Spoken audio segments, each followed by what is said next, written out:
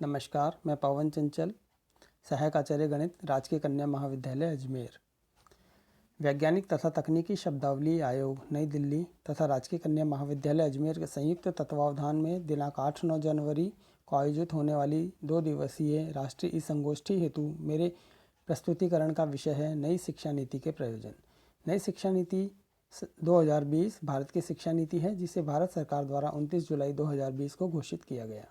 सन 1986 में जारी हुई नई शिक्षा नीति के बाद भारत की शिक्षा नीति में यह पहला नया परिवर्तन है। नई शिक्षा नीति 2020 का लक्ष्य रोजगार मांगने वालों की जगह रोजगार देने वालों को तैयार करना और देश की शिक्षा प्रणाली के प्रयोजन तथा विषय वस्तु में परिवर्तन का प्रयास करना है। नई शिक्षा नीति 2020 में अंतर विषय अध्ययन पर जोर दिया गया है, जो यह सुनिश्चित करेगा कि छात्र जो सीखना चाहता है पूरा ध्यान उसी पर हो। नई शिक्षा नीति 2020 युवाओं की सोच, उनकी ज़रूरतों, उनकी आशाओं, अपेक्षाओं और आकांक्षाओं को ध्यान में रखते हुए तैयार की गई है। यह सीखने, अनुसंधान और नवोन्मेष पर ध्यान देने का समय है। हम भारत में शिक्षा की गुणवत्ता पर ध्यान दे रहे हैं। हमारा प्रयास अपनी शिक्षा प्रणाली को हमारे छात्रों के लिए सबसे आधुनिक और बेहतर बनाने का है। नई शिक्षा नीति में स्कूल से लेकर उच्च शिक्षा तक कई बड़े बदलाव किए गए हैं। नई शिक्षा नीति 2020 की मुख्य बातें। नई शिक्षा नीति में 5वीं क्लास तक मातृभाषा, स्थानीय या क्षेत्रीय भाषा में पढ़ाई का माध्यम रखने की बात कही गई है। इसे क्लास 8 या उससे आगे भी बढ़ाया जा सकता है। साल 2030 तक एक स्कूली शिक्षा में 100% GER ग्रॉस एनरोलमेंट रेशियो के साथ माध्यमिक स्तर तक एजुकेशन फॉर ऑल का लक्ष्य रखा गया है। अभी स्कूल से दूर रह रहे 2 करोड़ बच्चों को दोबारा मुख्य धारा में लाया जाएगा। इसके लिए स्कूल के बुनियादी ढांचे का विकास और नवीन शिक्षा केंद्रों की स्थापना की जाएगी।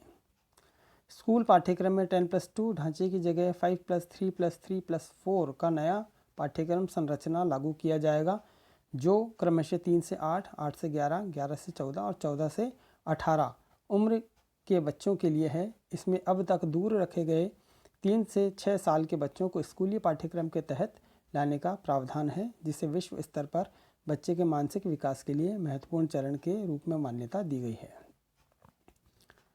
नई शिक्षा प्रणाली में प्री स्कूलिंग के साथ 12 साल की स्कूली शिक्षा और 3 साल की आंगनबाड़ी होगी। इसके तहत छात्रों की शुरुआती स्टेज की पढ़ाई के लिए 3 साल की प्री प्राइमरी और पहली तथा दूसरी क्लास को रखा गया है।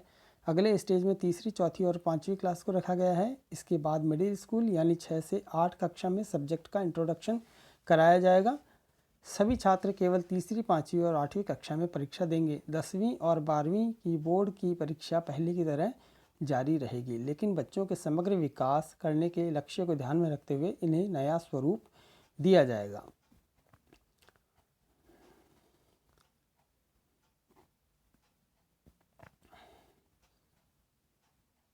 नई शिक्षा नीति का लक्ष्य 2030 तक 3 से 18 आयु वर्ग के प्रत्येक बच्चे को गुणवत्तापूर्ण शिक्षा प्रदान करना है।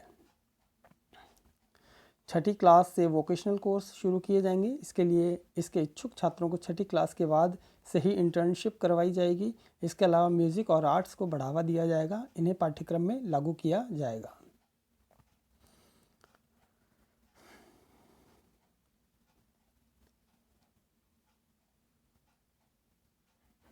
नई शिक्षा नीति में छात्रों को यह आज़ादी भी होगी कि अगर वो कोई कोर्स बीच में छोड़कर दूसरी कोर्स में दाखिला लेना चाहें तो वो पहले कोर्स से एक खास निश्चित समय तक ब्रेक ले सकते हैं और दूसरा कोर्स ज्वाइन कर सकते हैं। उच्च शिक्षा में कई बदलाव किए गए हैं। जो छात्र रिसर्च करना चाहते हैं उनके लिए 4 साल का डिग्री प्रोग्राम होगा। जो लोग नौकरी में जाना चाहते हैं वो 3 साल का ही डिग्री प्रोग्राम करेंगे, लेकिन जो रिसर्च में जाना चाहते हैं वो 1 साल के MA के बाद 4 साल के डिग्री प्रोग्राम के बाद सीधे PhD में प्रवेश ले सकते हैं। उन्हें MPhil की ज़रूरत नहीं होगी।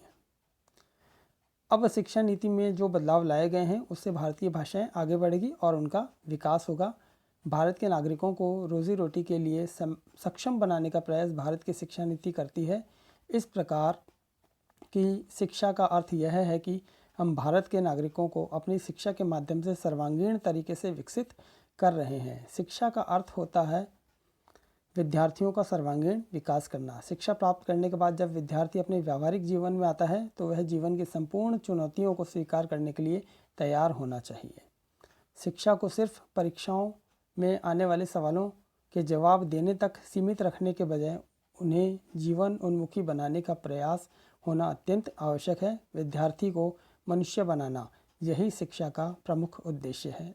धन्यवाद।